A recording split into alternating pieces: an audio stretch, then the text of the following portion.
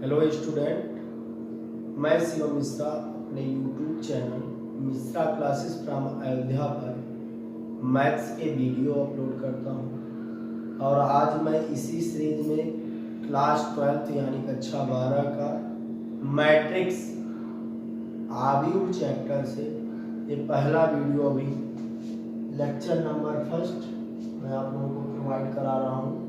आप लोग इसको ध्यान से सुनिए। देखिए, मैंने क्लास 9 का नंबर सिस्टम अपलोड किया, फिर उसी से रिलेटेड मैंने जो है क्लास 10 का रियल नंबर अपलोड किया, फिर उसी इसके सीरीज में आगे मैंने सेट थ्योरी को बताया, फिर आज मैं क्लास 12 में जो है मैट्रिक्स बताने जा रहा हूं जो कि उसी सीरीज में है। क्योंकि 9th में हमने आप लोगों को रेशनल और इरेशनल तक बताया था, 10th में हमने उससे एक सीरीज आगे जाकर रियल नंबर को एक्सप्लेन किया और 11th में हमने आप लोगों को कॉम्प्लेक्स नंबर के बारे में बताया जिसको इमेजिनरी सेट कहा जाता है। Complex number is the biggest set, means उसमें जितने भी नंबर हैं सब उसी में आ जाते हैं। सेट थ्योरी तो हमने पढ़ाया ही, अभी एक वीडियो इंट्रोडक्शन के रूप में हमने आपको दिया है। आज मैं क्लास 12 का उसी सीरीज में आगे ये भी अलजेब्रा का एक पार्ट है। देखिए, चैप्टर का नाम है मैट्रिक्स आव्यूह। पहले आप जान लीजिए आव्यूह होता क्या है। मैं आप लोगों को डिफिनेशन अभी बाद में बताऊंगा, पहले आव्यूह के बारे में जान लीजिए आव्यूह होता क्या है। आव्यूह को देखा जाए, आव्यूह को तोड़ेंगे तो आ और व्यूह, आ और व्यूह से मिलकर ही आव्यूह बना है।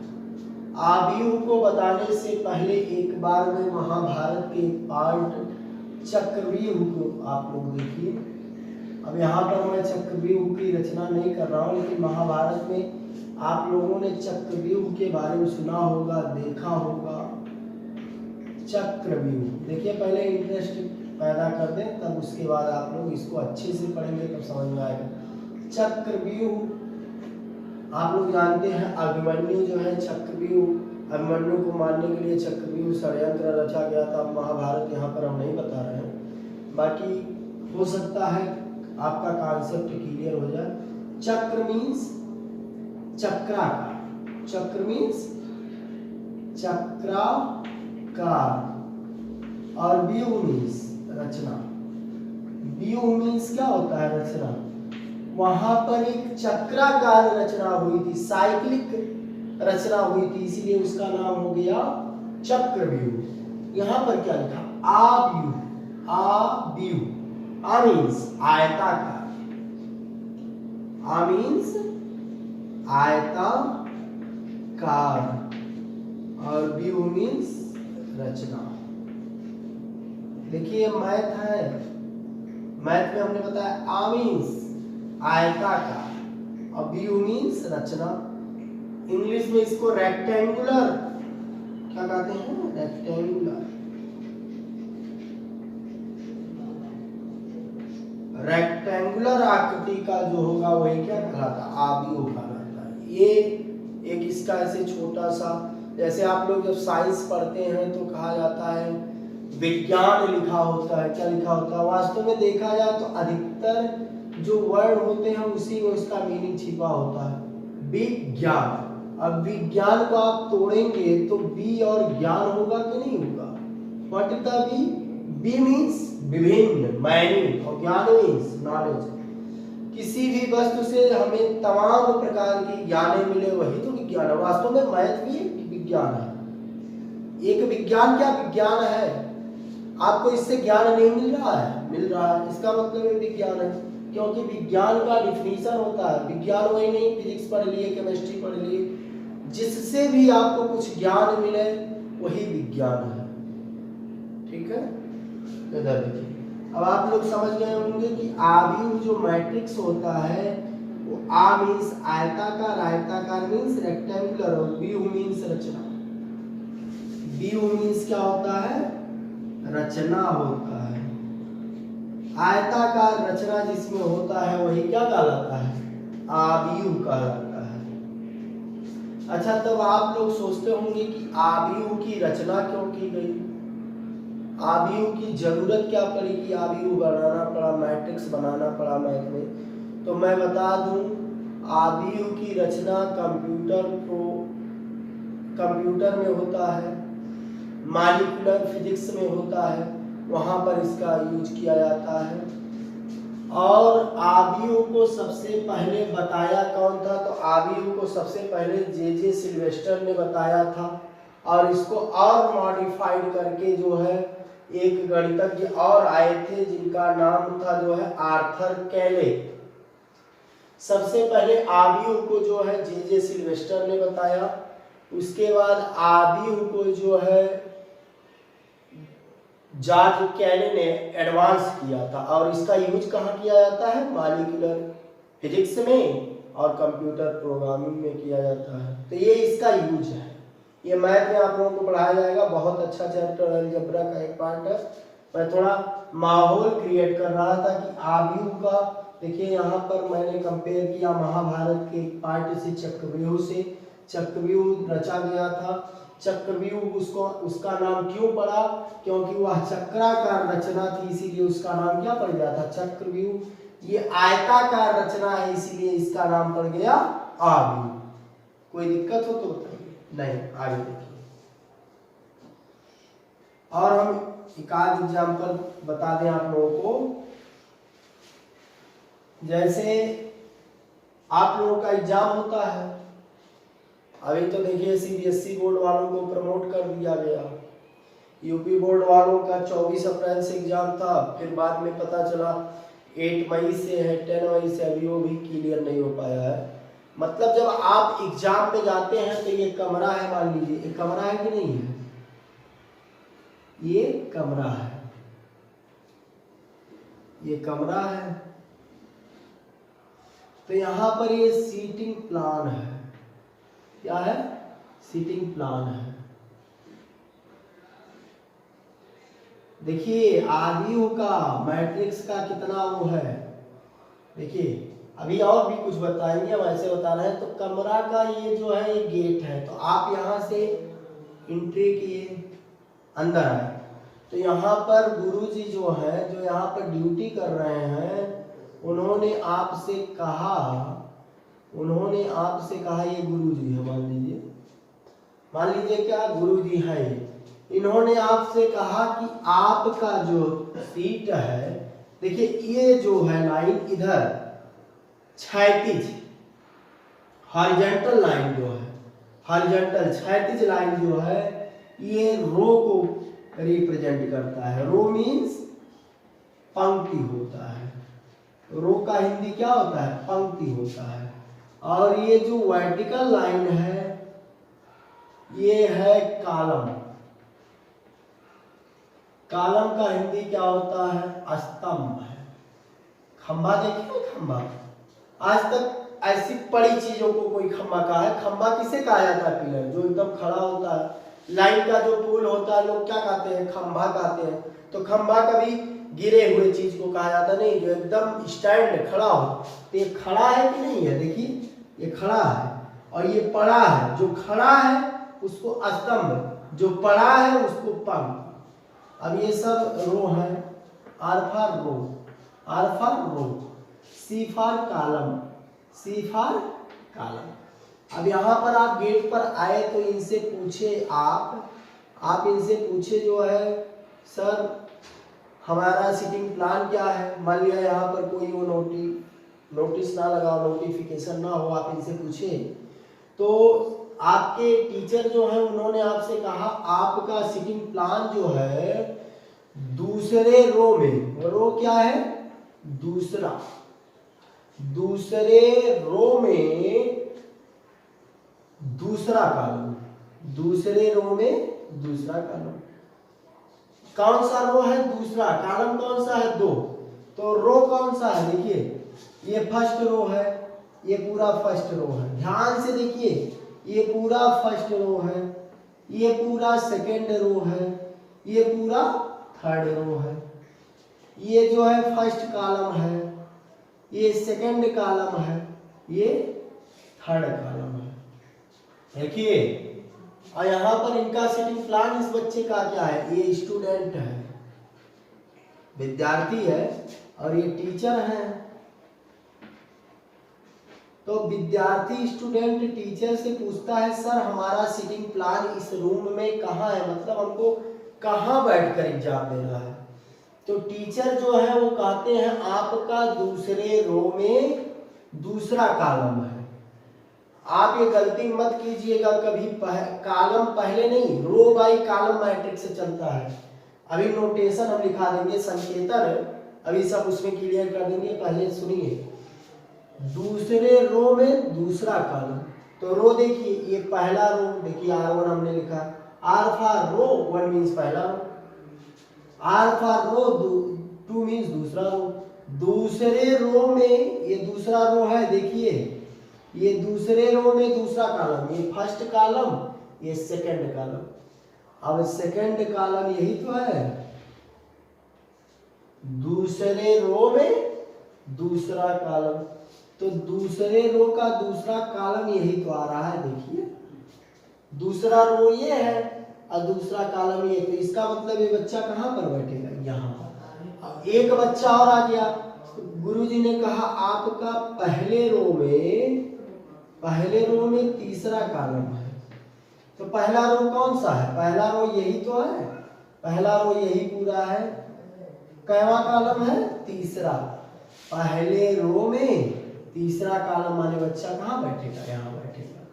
ये देखिए कितनी सावधानी से आप सीटिंग प्लान भी मैट्रिक्स के थ्रू कर सकते हैं। यहीं पर आप बैठे हैं, यहाँ मान लिया ये कमरा है, मान लीजिए क्या ये कमरा ये है, यहाँ पर कम से कम 4 कॉलम है और 6 रो हैं, तो कोई भी बच्चा आता है तो वहीं आप गेट से ही बता सकते हैं आपका चौथे रो में दूसरा कॉलम है, कोई दिक्कत नहीं है, बस वो बच्चा समझने वाला हो। तो समझने वाला बच्चा क्यों नहीं होगा भाई, 12th क्लास का एग्जाम देने आया है तो मैट्रिक्स जरूर पढ़ा है, और पढ़ा है तो वहां पर जरूर ये सब बातें बताई जाती हैं, और जरूर क्या है देखिए बताया जा रहा है। अभी आपको डिफिनीशन हम लास्ट में देते हैं, मैट्रिक्स का डिफिनीशन क्या है। पहले जान लीजिए मैट्रिक्स को रिप्रेजेंट कैसे करते हैं, इधर देखिए, ये समझ में आया ना।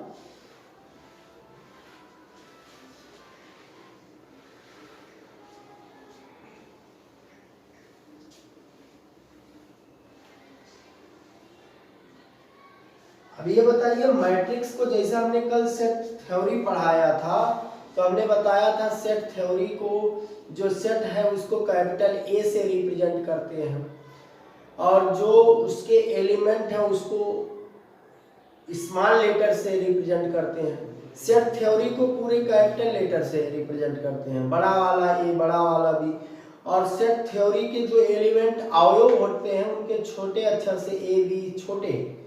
तो ऐसे ही यहाँ पर इसको सेट थ्योरी को किसमें रखा जाता है, तो हम बता दें सेट थ्योरी का है मैट्रिक्स को इस फॉर्म में भी रख सकते हैं, ऐसे आपको कहीं दिखता है तो जान लीजिए मैट्रिक्स लिखा है इस फॉर्म में।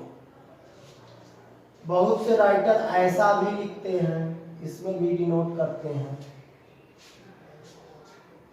और जो है बहुत से राइटर ऐसे भी उसको कर देते हैं।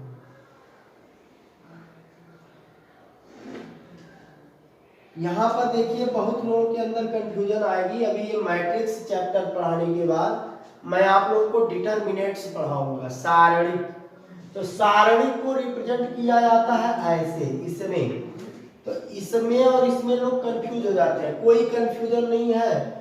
मैट्रिक्स में हमेशा एक तरफ 2 लाइन होगा, first second, but in determinants will be only 1 line at one side. Matrix में देख लीजिए 2 लाइन एक तरफ होगा, इधर भी 2 लाइन होगा, but in determinants will be only 1 line. बाकी बहुत कम ही ये दोनों दिखते हैं, ये और ये यूज यही किया जाता है, और हम भी इसी को यूज करेंगे।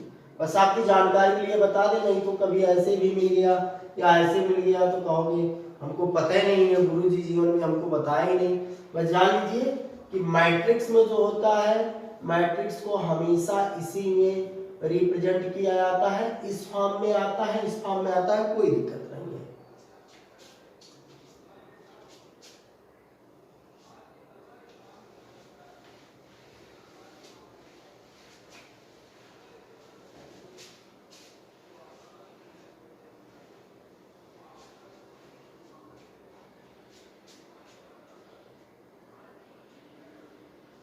जैसे अभी देखिए इससे कितनी आसानी हो जाती है। अब तो आप लोग जान गए मैट्रिक्स को किसके अंदर रखा जाता है।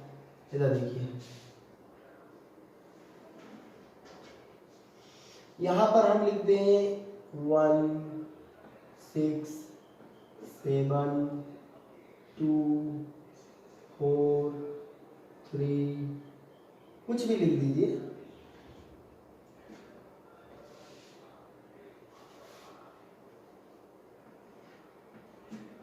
देखिए अब हमने आप लोगों से कहा है मैट्रिक्स जो है रो बाई कॉलम चलता है, रो बाई कॉलम। मैट्रिक्स हमेशा कैसे चलता है, रो बाई कॉलम।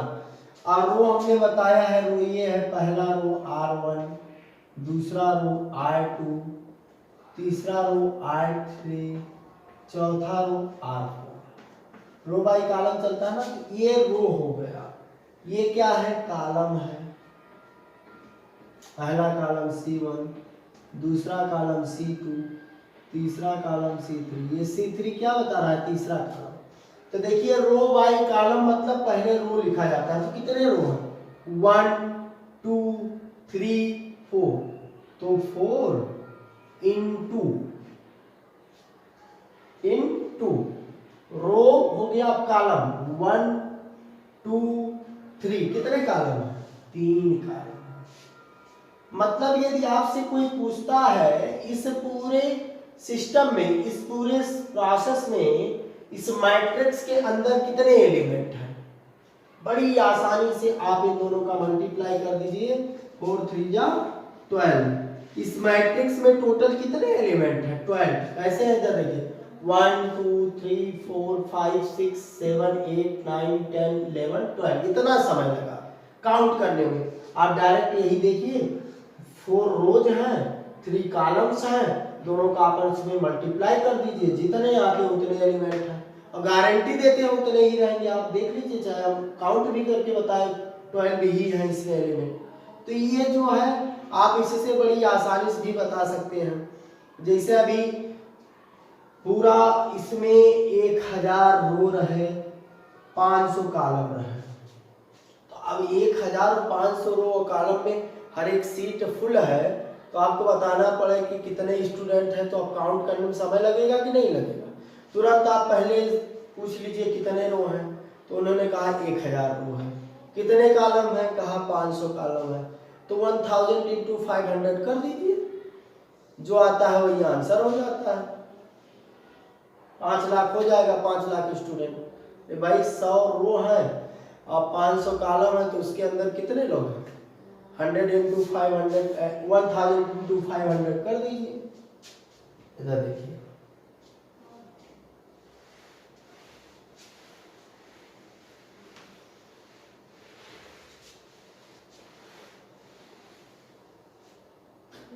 ये तो हो गया इसके मीनिंग, मतलब इससे हमको क्या लाभ है पढ़ने से।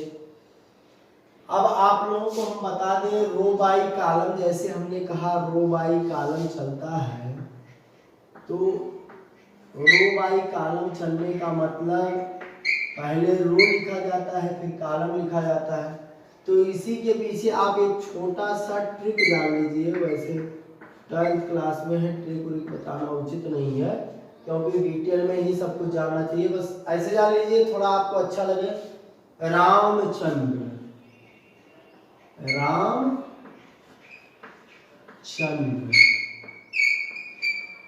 रामचंद्र, तो रामचंद्र में राम का पहला अक्षर क्या है, आर है।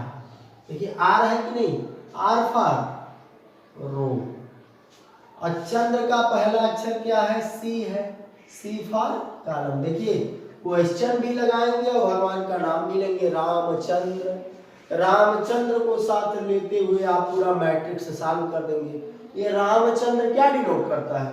Ram means row, row means अंक, Chandra means C, C means column, column means स्तंभ। मतलब पहले पंक्ति आएगा फिर कॉलम आएगा, ये गलती ना हो। कहीं कॉलम और पंक्ति कर दिए तो पूरा सिस्टम उल्टा पलटा हो जाएगा, फिर सेट नहीं हो पाएगा। अच्छा, बहुत लोग सोच रहे होंगे 4 कॉलम है, 3 रो है तब भी 12 आएगा, और ये है तो वो एलिमेंट आप केवल बता सकते हैं, इसकी जो अभी प्रॉपर्टी बताने जा रहे हैं वो नहीं बता पाएंगे। तो अब आप लोग समझ गए ना, जो इधर वाला होता है, जो पड़ा है वो रो है, जो खड़ा है वो कॉलम है। मतलब जो हॉरिजॉन्टल है वो रो है, जो वर्टिकल है वो कॉलम है। हिंदी में कहे तो जो क्षैतिज है वो पंक्ति है, जो ऊर्ध्वाधर है वो स्तंभ है। कोई दिक्कत नहीं। चलिए, हम इसके बाद आप लोगों को बताएंगे मैट्रिक्स का डिफिनीशन, उसके बाद मैं आप लोगों को नोटेशन बताऊंगा, फिर एक क्वेश्चन सॉल्व कराऊंगा, फिर आप लोग जैसा कहेंगे वैसा किया जाएगा।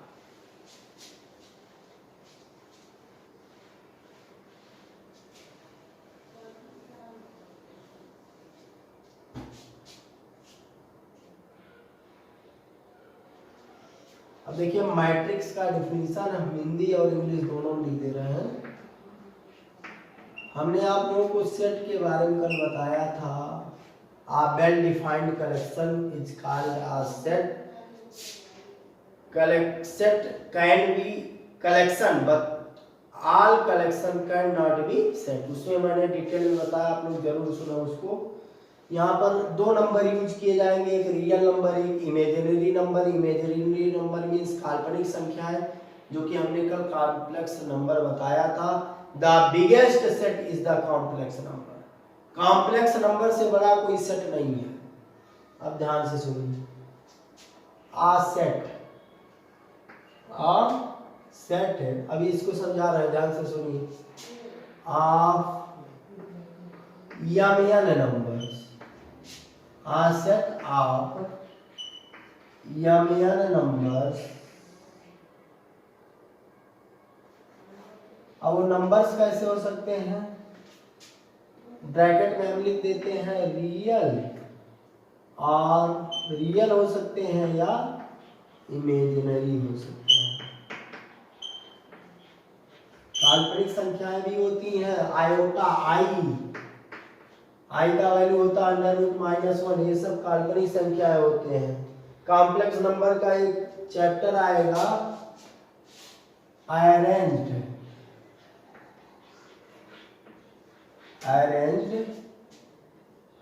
in the form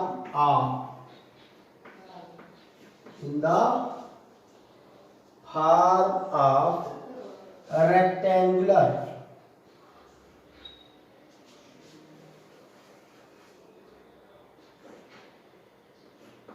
rectangular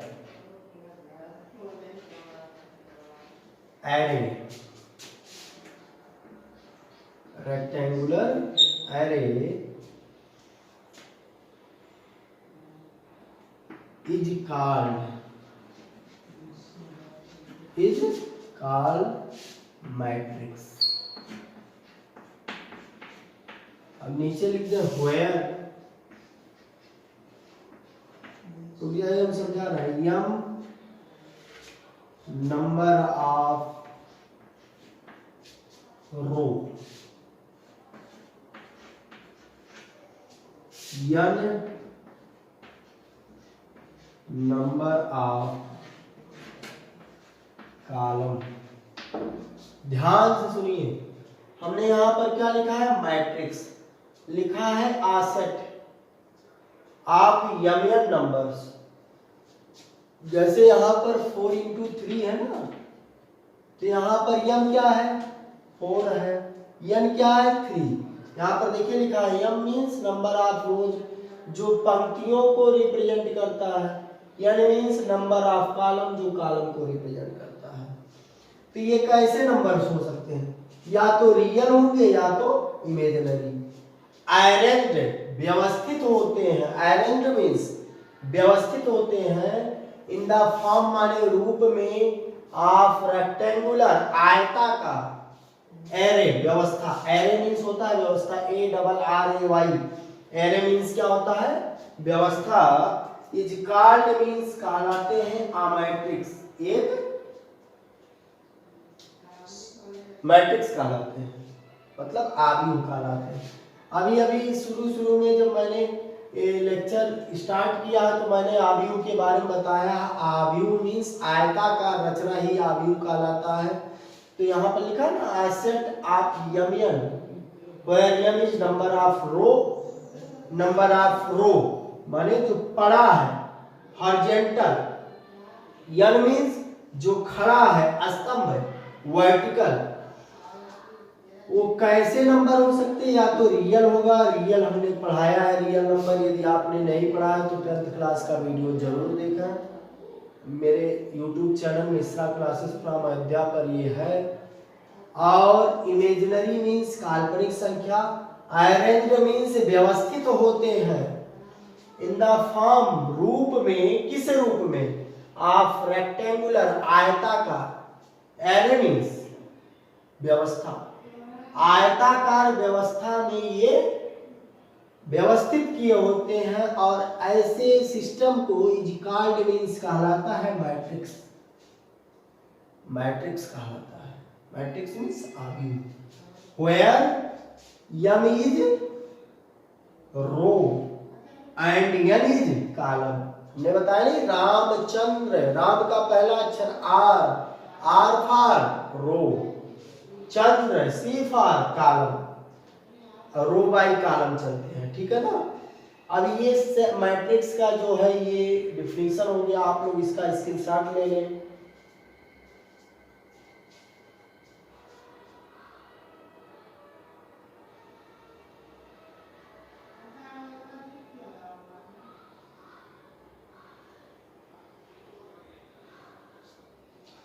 चलिए देखिए, हो गया। अब ये रो बाई कॉलम फॉर्म में चलता है। अब आप लोगों को हम नोटेशन बता दें। अब आप लोगों का कॉन्सेप्ट क्लियर होगा। इधर देखिए, अभी तक तो उसका यूज चल रहा था, कैसे उसको पहचानेंगे, वो माहौल क्रिएट कर रहे थे। अब यहाँ से देखिए नोटेशन,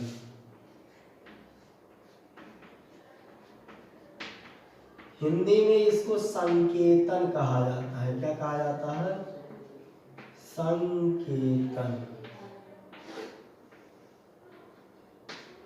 देखिए नोटेशन पहले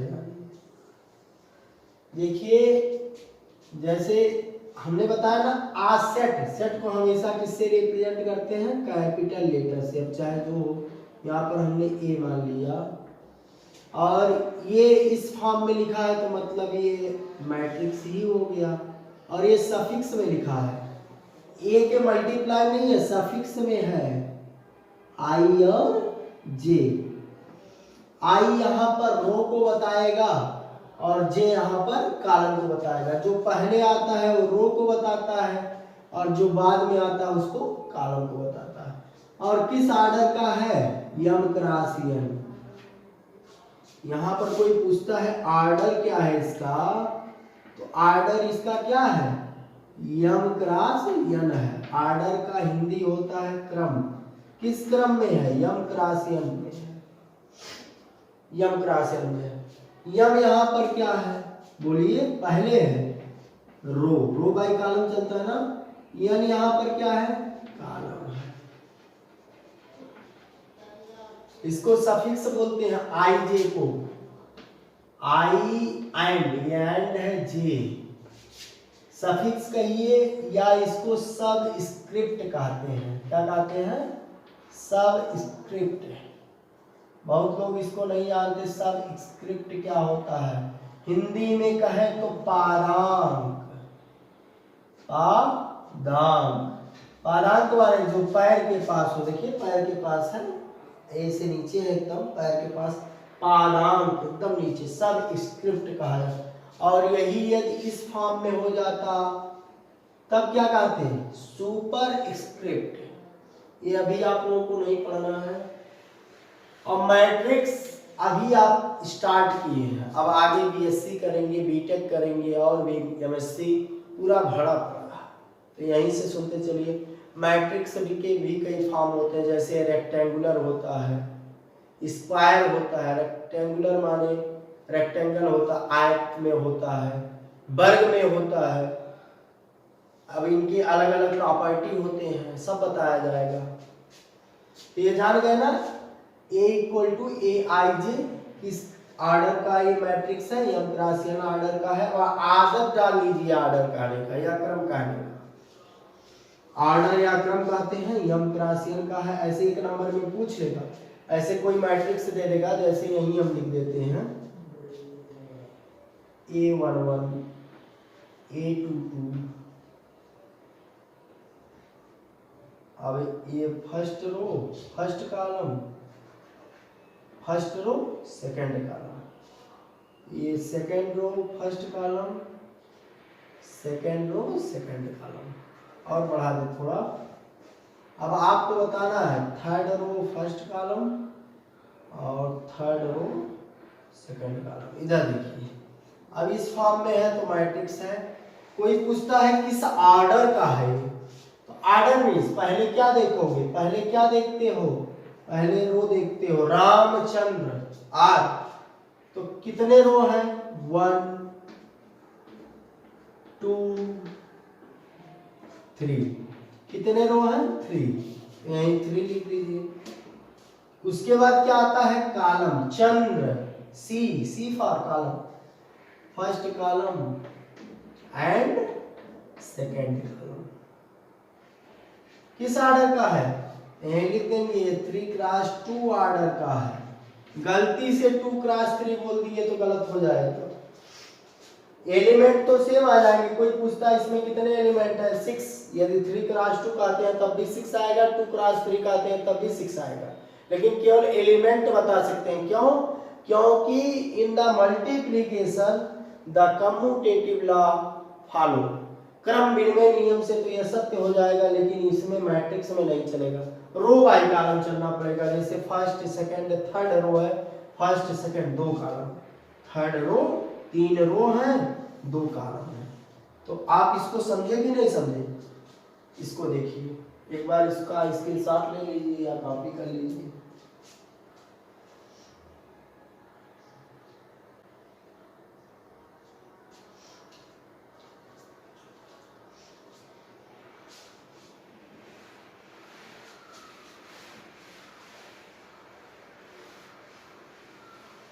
चलिए, अब एक बहुत बड़ा हम सेट बनाने जा रहे हैं मैट्रिक्स का। जैसे यम क्रॉस n ऑर्डर का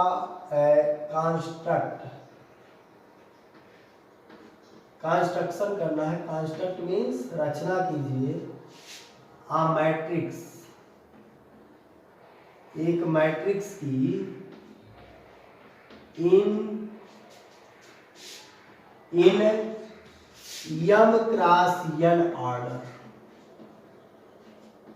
देखिए, यदि इसको समझ गए तो पूरे मैट्रिक्स में कोई दिक्कत नहीं होगी।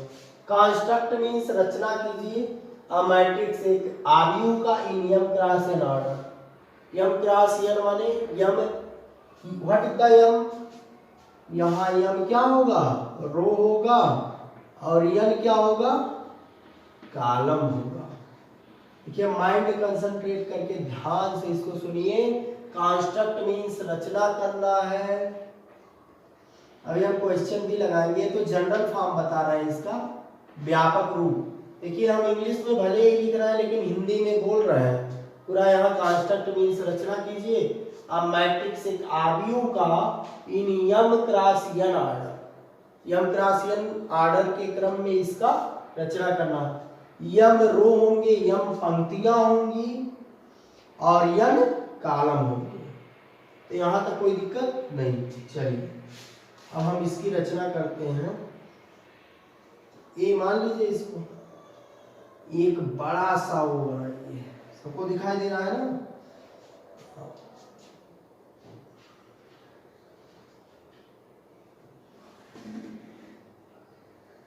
चलिए तो ये पहले फर्स्ट रो है, फर्स्ट रो फर्स्ट कॉलम। अरे भाई ये फर्स्ट रो होगा, ये फर्स्ट कॉलम होगा। फिर ये फर्स्ट रो चल रहा है, लेकिन फिर सेकंड कॉलम आएगा।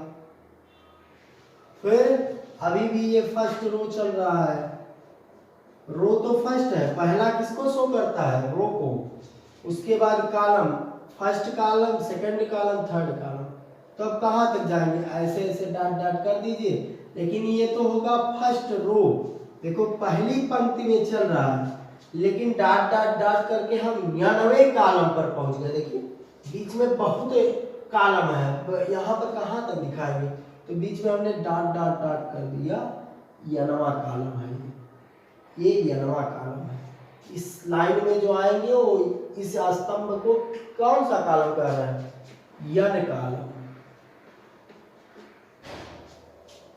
ठीक है ना। अब फिर आ जाइए, ये सेकंड रो हो गया। देखिए सेकंड रो, फर्स्ट रो, और यहां पर कौन सा रो चलने लगा, सेकंड रो।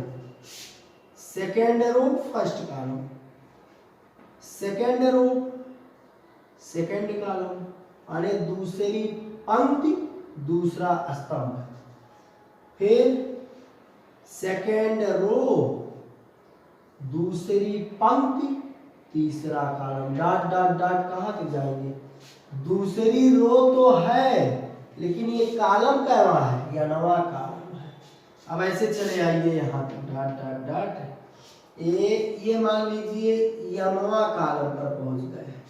देखो यम कॉलम, अब कहाँ तक, यहाँ बीच में कई कॉलम है, यम कॉलम, यम रो, ये आर रो है और रो कैवा रो है, यमवा रो है। देखिए ये यमवा रो है। उसके बाद फिर ऐसे कॉलम तो फर्स्ट है ना, तो फर्स्ट लिख दीजिए, रो यम है, रो यम है। देखिए रो यम, ये सफिक्स में यम है, सबस्क्रिप्ट है, पादांक पर यम है। यहाँ पर कैवा कॉलम है दूसरा, फिर कॉलम रो तो यम है लेकिन कॉलम कैवा है तीसरा। अब ऐसे फिर यहाँ पर आ जाएंगे तो रो क्या चल रहा है, यम चल रहा है। देखिए किस रो में है, यम, और कॉलम में कहाँ पहुंच गए यम, और किस आर्डर का करना था, यम क्रॉस यन का। देखिए यम क्रॉस यन आया कि नहीं आया, यहाँ लास्ट में ऐसे लिख देते हैं यम क्रॉस यन। कोई दिक्कत हो तो बताइए, एक बार देख लीजिए। कारण कंस्ट्रक्ट मीन्स रचना कीजिए, आप मैट्रिक्स एक आव्यूह का, ऐसे आव्यूह का रचना कीजिए इन यम क्रॉस यन आर्डर, यम क्रॉस यन आर्डर के एक आव्यूह की रचना कीजिए। जैसे हमने किया, जो पहले आता है वो रो होता है, जो बाद में आता है वो कॉलम होता है। ऐसे तो यहाँ पर पहला रो चल रहा है, तो पहला पहला पहला पहला, फर्स्ट का रो फर्स्ट कॉलम तो फर्स्ट, सेकंड कॉलम तो 2, थर्ड कॉलम तो 3, यनवा कॉलम तो यन कर दिए। दूसरी रो पर चल रहे हैं तो दूसरा रो फर्स्ट कॉलम, दूसरा रो चल रहा है, देखो 2 2 2 2, दूसरा कॉलम 2, तीसरा कॉलम 3, लेकिन ये 90वें कॉलम पर आ गए तो यन कहेंगे। डायरेक्टर पे कैसे बीच में डॉट डॉट करके गए नहीं है, कहाँ तक आखिर लिखेंगे।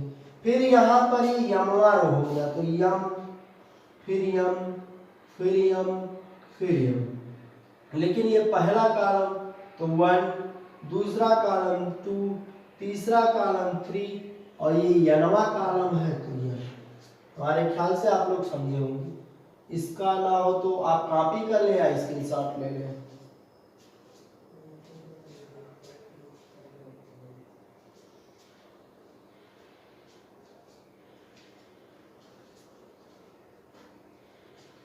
चलिए अब हम एक एग्जाम्पल समझाते हैं। ये तो हम जनरल फॉर्म में बताए कि आता कैसे है। क्वेश्चन बताते हैं, अभी छोटा सा बताते हैं। इस क्वेश्चन के बाद फिर हम समाप्त करेंगे, फिर नेक्स्ट वीडियो में आप लोगों से मिलेंगे। देखिए जैसे क्वेश्चन दे दिया जाए,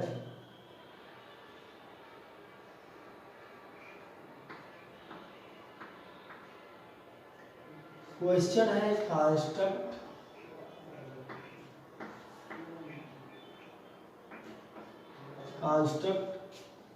2x3 order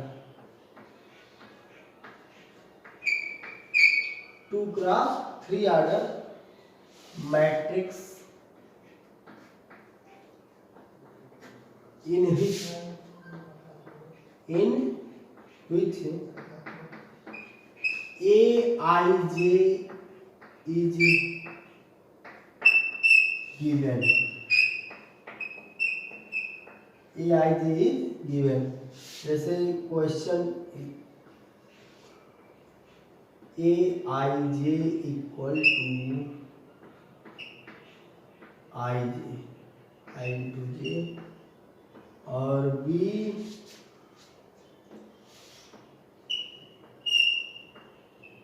to I into J. ये क्वेश्चन दिया है, कह रहा है कंस्ट्रक्ट मीन्स रचना कीजिए, कंस्ट्रक्ट मीन्स रचना कीजिए 2x3 order matrix in which जिसमें Aij इज गिवन। अब Ij, I means row, J means column. अब यहाँ पर दिया है पहला और दूसरा, एक मैं समझा देता हूँ, एक आप लोगों के लिए होमवर्क है। चलिए पहले मैं ए वाला समझा देता हूँ। यदि आप लोग कमेंट बॉक्स में लिखेंगे तो फिर जो है दूसरा वाला भी समझा देंगे, और यदि आप लोगों ने कर लिया है तो यस लिखिएगा, और यदि नहीं हुआ है तो नो लिख दीजिएगा। फिर मैं नेक्स्ट वीडियो में इसको भी अच्छे से एक्सप्लेन कर दूंगा।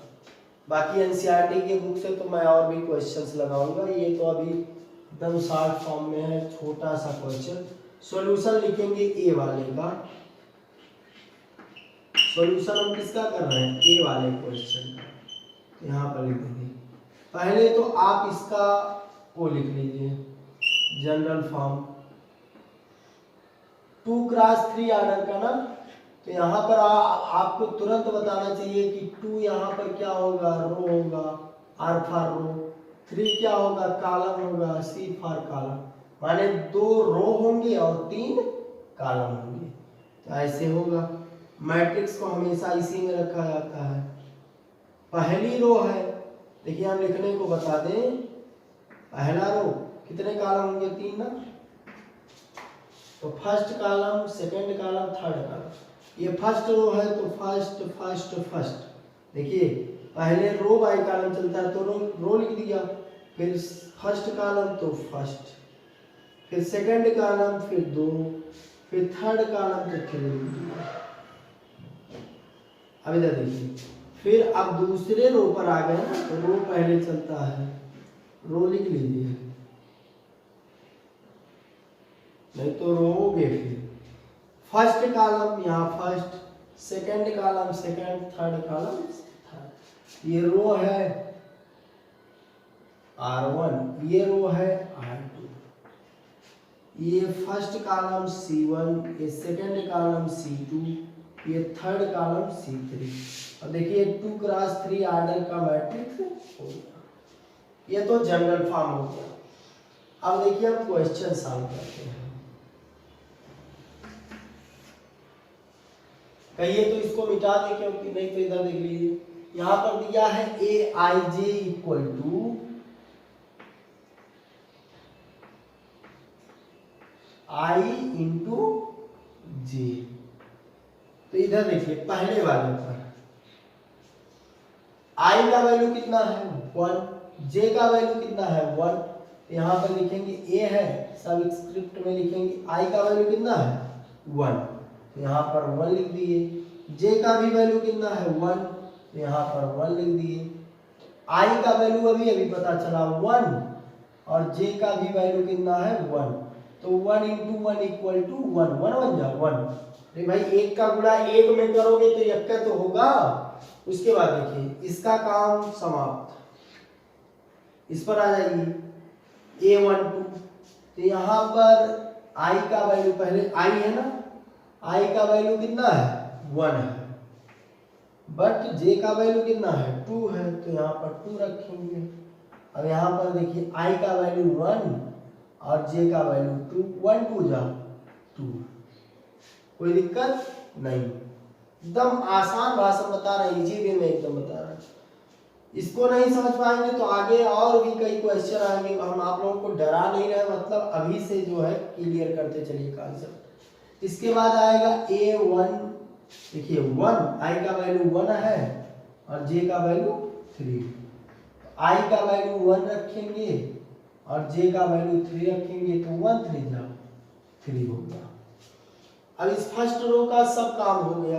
अब सेकंड रो में आ जाइए, सबका वैल्यू निकाल लीजिए, एक मैट्रिक्स बना लीजिए, उसी में पुट कर दीजिए, वही क्या हो जाएगा आंसर हो जाएगा। तो यहीं पर जगह है, यहाँ पर दिख रहा है आप लोगों को।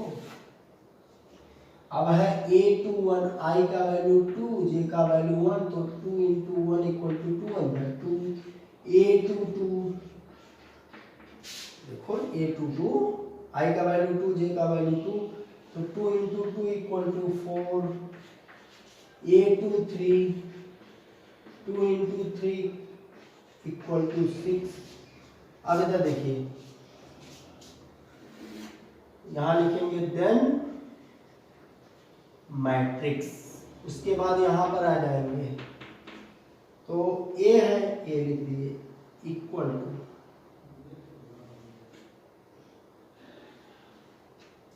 A11 का वैल्यू बोलिए 1 आया है, A12 का वैल्यू बोलिए 2 आया है, A13 का वैल्यू बोलिए 3 आया है, A21 का वैल्यू कितना आया 2 आया है, A22 का वैल्यू 4 आया है, A23 का वैल्यू 6 आया है। ये क्या हो गया आंसर। और ये किस ऑर्डर में है, 2 × 3 का था ना, तो फर्स्ट रो और फर्स्ट का रो सेकंड रो, तो कितने रो हुए फर्स्ट सेकंड 2, और कितने column first column second column third column, तो यहाँ 3 2 × 3 का हो गया। ये क्या हो गया आंसर। हम आशा करते हैं कि आप लोगों को मैट्रिक्स समझ में आया होगा। अभी तो आज ये इंट्रोडक्शन के रूप में था, हमने पूरा बताया मैट्रिक्स का यूज कहाँ होता है, इसको किसने व्यक्त किया था, इसका यूज कहाँ होता है, आव्यूह का मतलब क्या होता है, पूरा आपको समझाए, एक एग्जाम्पल यहाँ पर क्रिएट किया। बाकी नेक्स्ट वीडियो में आप लोगों को प्रॉब्लम सॉल्व कराएंगे। ठीक है, thanks for watching my video.